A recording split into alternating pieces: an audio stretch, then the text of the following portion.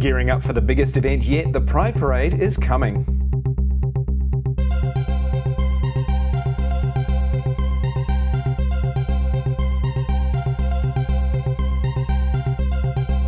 Hi everybody, welcome back to GayTalk Tonight's daily coverage of the Auckland Pride Festival.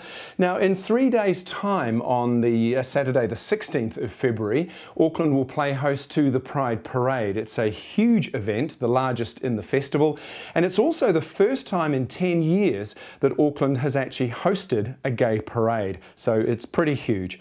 In a moment I'll be talking to the marching boys about their participation.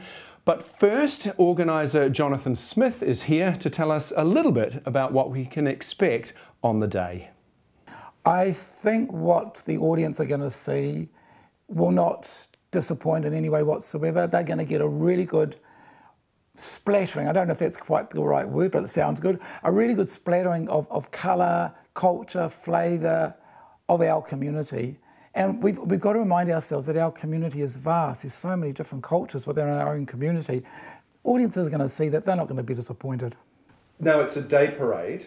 Previous parades in the city have been at night. What have been the challenges about putting it on during the day? Different challenges. One of them, we have the sun to deal with, and that's a major one, because those people are going to be out there at 2 o'clock, getting ready to 4 o'clock. And the other one is the impact on residents. Because in the evening, people are more likely to be at home and they don't have transport problems. So during late afternoon, I've got to make sure that we can get people in and out of these streets. Then there's the positives. We don't have all the huge hassles of putting lighting systems onto vehicles.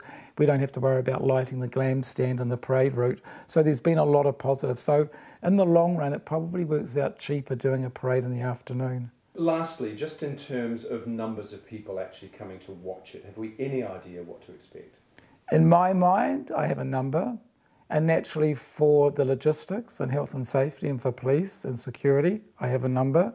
I don't talk about that number, but I'm expecting a lot of people will be along Ponsonby Road.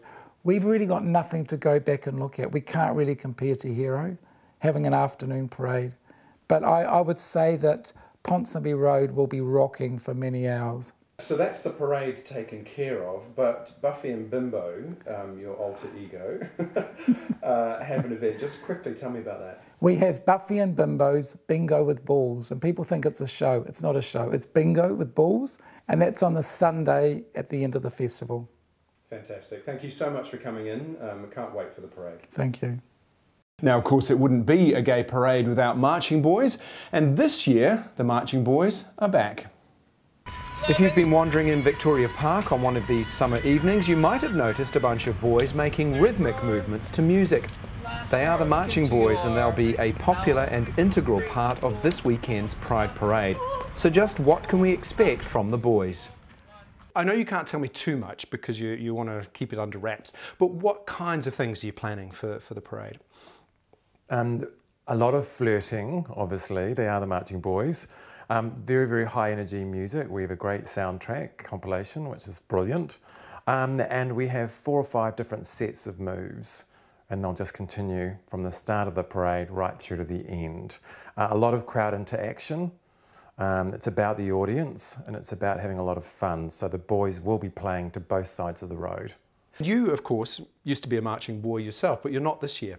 I'm not, no. I'm basically, I suppose, an honorary marshal, and I'll just be keeping an eye on the boys. We have some very expensive vehicles in our group, so we need to make sure they're not damaged in any way, and also that the boys are looked after during the whole event. Now, it is a day parade this time. The old parades were obviously at night. Does that present challenges?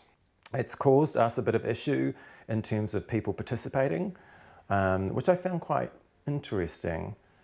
You would imagine that people who spend hours and hours and hours a day in the gym would be quite happy to show their body any old time, any old place, anywhere. Not necessarily the case, Andrew. Day parade, I think a number of them have shrieked when I said, do you want to come along and march in the middle of the day or in the afternoon? They're like, no, not interested. Nighttime maybe. So for us, there's that component, and then secondary, it's going to be full sunlight. So you can't use things like lights or lasers or stuff like that where traditionally you would in a nighttime parade to add those extra elements. all of that is gone. From a personal perspective, because you've been a marching boy yourself in the past, what is it literally like when you're going down that road? You've got these thousands and thousands of people watching you and you're performing to them. What does it feel like? It really is unbelievable. You know, you walk out there and they're screaming and they're yelling, and for the first few minutes you can't even remember anything you've been told or taught, and then you just get into the flow, and by the end of the parade you want to carry on. You know, it's absolutely amazing. They're certainly very, very popular, and I've met some wonderful people being part of the Marching Boys. And again, this crowd we've got are great.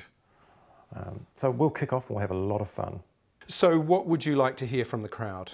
Just cheer like crazy when you see us. Flirt, kiss and hug a marching boy. If they're within reach as appropriate, we'll be having a lot of fun, and we hope the audience does too as part of Pride Parade. Tomorrow on the show, the exotic and glamorous world of queerlesque. Do check the weather forecast before you head out to the parade on Saturday. Please take some sunblock because it's likely to be hot, but you never know. You might need an umbrella. Auckland's weather can sometimes be very changeable. In the meantime, though, we'll be back tomorrow. See you then.